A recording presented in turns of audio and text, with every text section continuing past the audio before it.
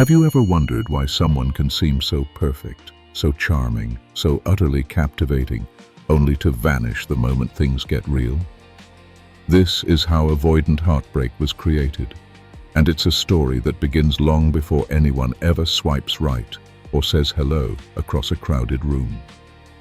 The pain that follows isn't just about losing someone special.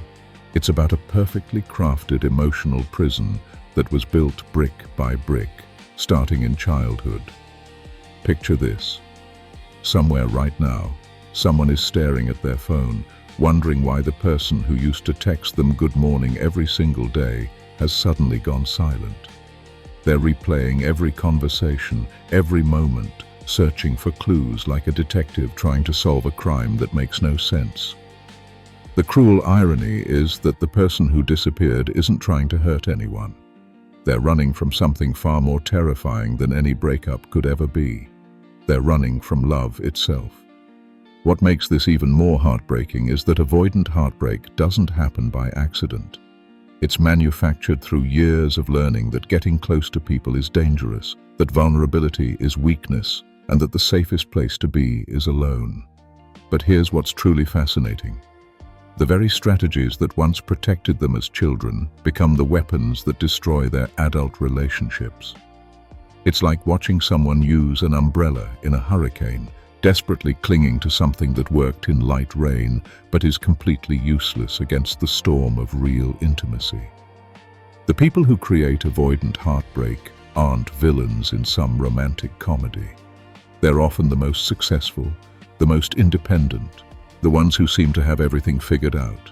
They're like Serena van der Woodsen from Gossip Girl, effortlessly attractive and seemingly confident, but always keeping one foot out the door. Or they're like Love Quinn from Netflix's You, appearing to offer everything while secretly planning their escape route. They've mastered the art of being present while remaining completely unreachable. But here's what's going to surprise everyone. Understanding how avoidant heartbreak was created isn't just about pointing fingers or playing the blame game. It's about recognizing a pattern that affects millions of people who are desperately trying to love and be loved, but are trapped by invisible walls they built to survive. When someone finally understands this pattern, everything changes. The confusion turns into clarity, the hurt transforms into compassion, and suddenly, the seemingly inexplicable behavior starts making perfect sense. Throughout this exploration, there's going to be a journey through the hidden world of cognitive biases that fuel this cycle. Stories that will make the abstract feel real, and practical strategies that actually work. This isn't about fixing anyone or becoming a relationship therapist. It's about understanding one of the most common yet misunderstood patterns in modern dating and relationships. If you want to better understand someone's attachment style, see the link in the description to one of the most popular books on attachment theory. Now, let's dive into a story that illustrates exactly how this pattern plays out in real life. Meet Sarah, a successful marketing executive who seemed to have everything together. She lived in a beautiful apartment, had a thriving career, and possessed the kind of effortless charm that drew people to her like moths to a flame. When she met David at a coffee shop, the connection was immediate and electric. He was different from the usual crowd, genuine and kind, with the sort of steady presence that felt both foreign and incredibly appealing. For the first few weeks, everything seemed perfect. Sarah was attentive, engaging, and seemed genuinely interested in building something real. She would text David thoughtful messages, suggest new restaurants to try together, and even introduced him to some of her friends. David felt like he had finally found someone who was emotionally available and ready for a real relationship.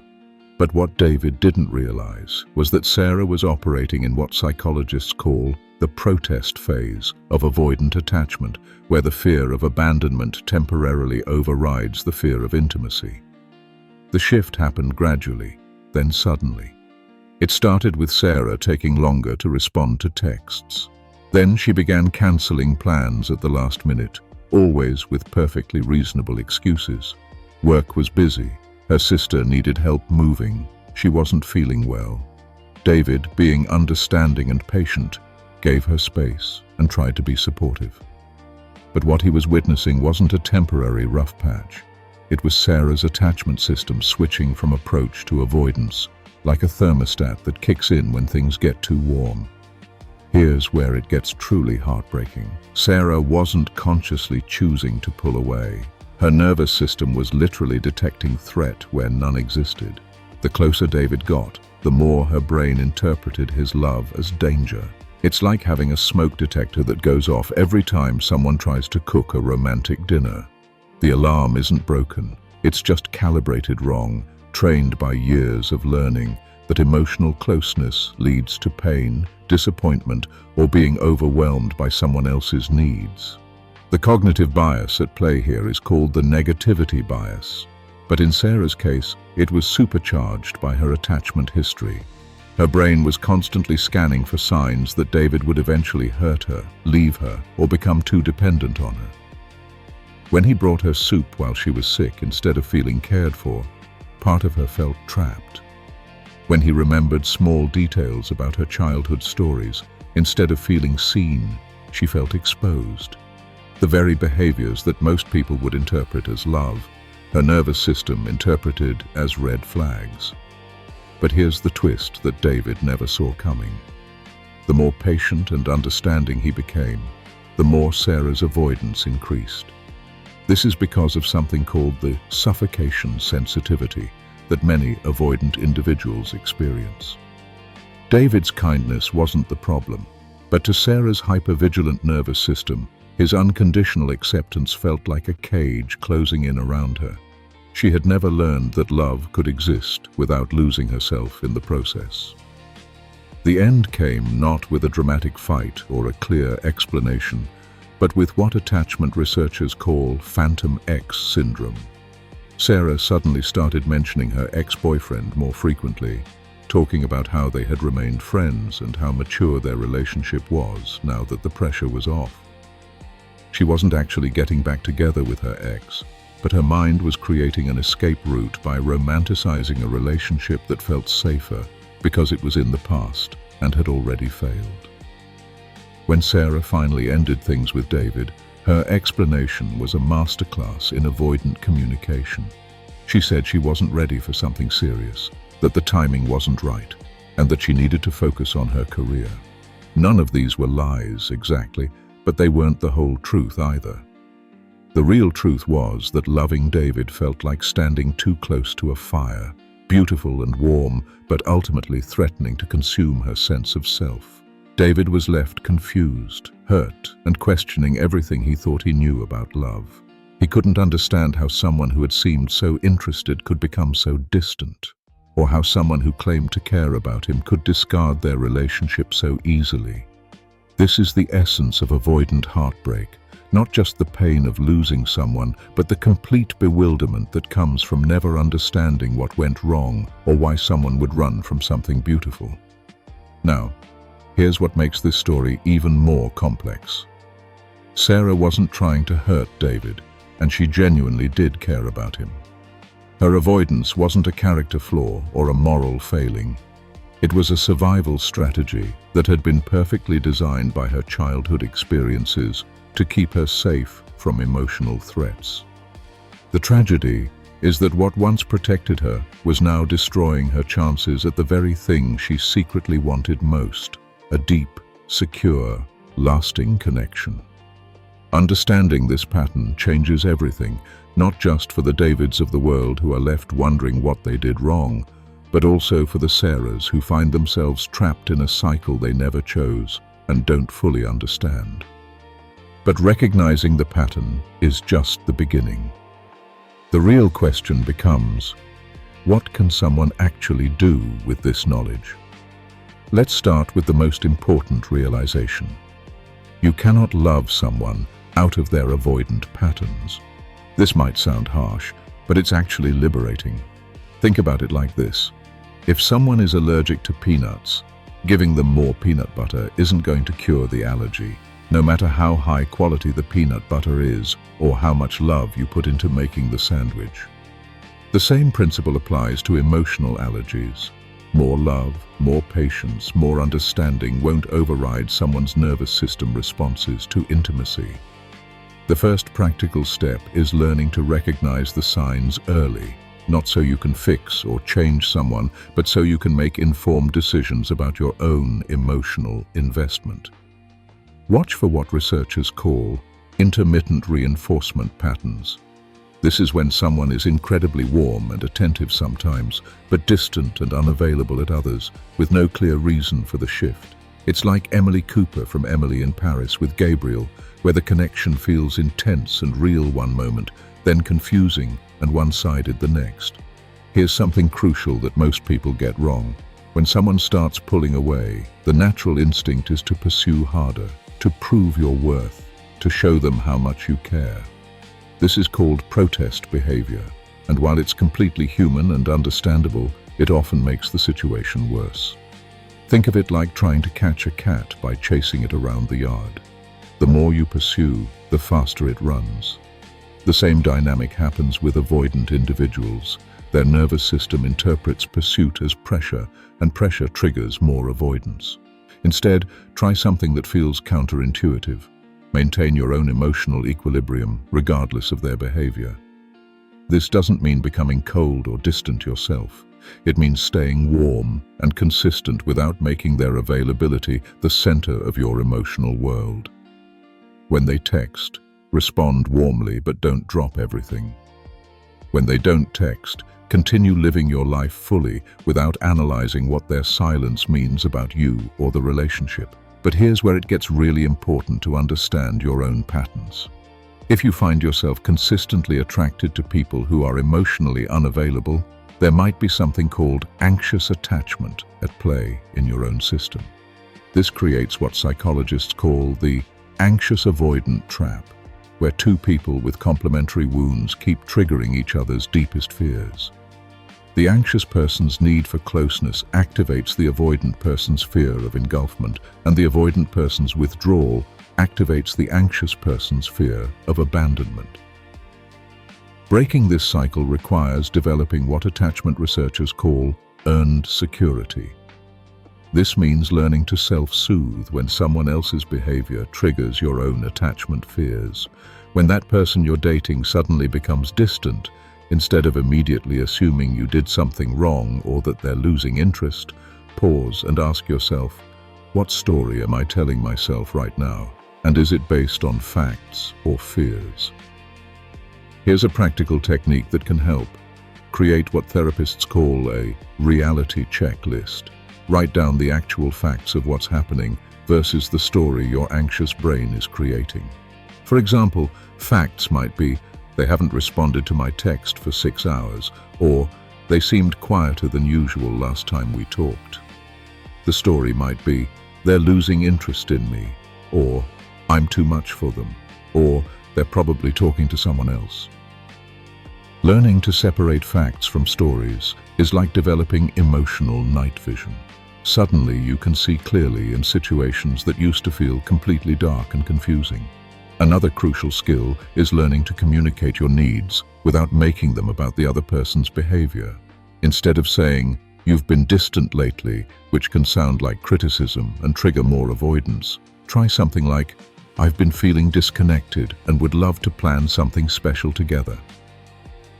This approach focuses on your experience and what you'd like to create together, rather than analyzing their behavior or making them feel like they're failing at the relationship.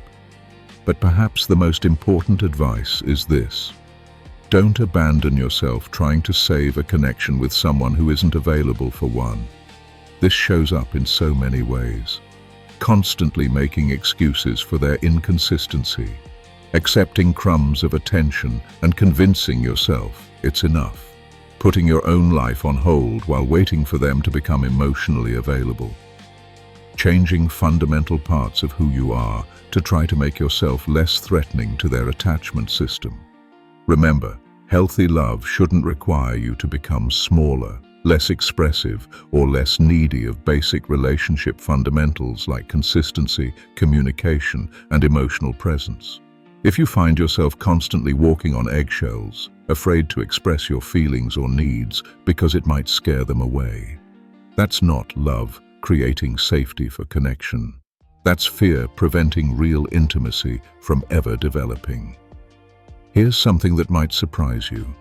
The kindest thing you can do for someone with avoidant attachment patterns is to maintain your own boundaries and standards. When you accept inconsistent behavior without addressing it, you're actually enabling their pattern rather than helping them grow. It's like being a loving parent who never sets limits. The permissiveness feels kind in the moment, but ultimately doesn't serve anyone's highest good. This doesn't mean issuing ultimatums or trying to control their behavior. It means being clear about what you need in a relationship and following through with natural consequences when those needs aren't met. If consistency is important to you and someone is chronically inconsistent, you can communicate that need once, clearly and kindly, then let your actions show what you will and won't accept moving forward. The goal isn't to punish anyone or prove a point. The goal is to create a dynamic where real intimacy becomes possible, and real intimacy can only exist when both people feel free to be themselves without fear of abandonment or engulfment. Sometimes this means a relationship naturally ends because you're simply incompatible at this point in your lives. Sometimes it means the other person rises to meet you in a healthier dynamic. Either outcome is better than staying stuck in a pattern that serves neither of you. Finally, remember that understanding attachment patterns isn't about diagnosing or fixing anyone. It's about making conscious choices about where you invest your emotional energy and how you show up in relationships. You can have compassion for why someone developed avoidant strategies without making those strategies your problem to solve. You can appreciate their journey without sacrificing your own needs on the altar of their healing. The most profound truth about avoidant heartbreak is that it represents a collision between two fundamental human needs: the need for connection and the need for safety. For someone with avoidant attachment, these two needs feel mutually exclusive, like trying to be wet and dry at the same time. Understanding this paradox doesn't eliminate the pain of loving someone who can't fully receive that love, but it does transform confusion into clarity. And clarity is the first step toward making choices that truly serve your highest good. As we reach the end of this journey together, it's important to remember that knowledge without action is just intellectual entertainment. Everything shared here means nothing unless it's applied to real life, to real relationships, to real moments when your heart is on the line and you have to choose between your patterns and your growth. The beautiful truth about understanding how avoidant heartbreak was created is that awareness becomes the beginning of transformation, not just for the relationships you'll have, but for the relationship you have with yourself. Think about Sarah and David's story one more time. Both of them were doing the best they could with the emotional tools they had developed over their lifetimes. Sarah wasn't a villain, and David wasn't a victim. They were two people whose attachment systems were incompatible at that moment in their lives, creating a painful dance that neither of them fully understood. But imagine if David had recognized the pattern early and made conscious choices about his own behavior.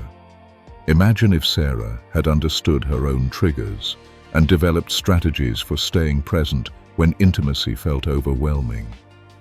This is what's possible when we move beyond simply understanding attachment theory as an interesting concept and start using it as a practical roadmap for creating the kinds of relationships we actually want.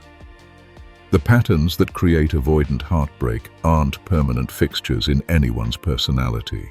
They're learned responses that can be unlearned, healed, and transformed through awareness, practice, and often professional support. But here's what's most important to remember. Your healing doesn't depend on anyone else's timeline or willingness to grow.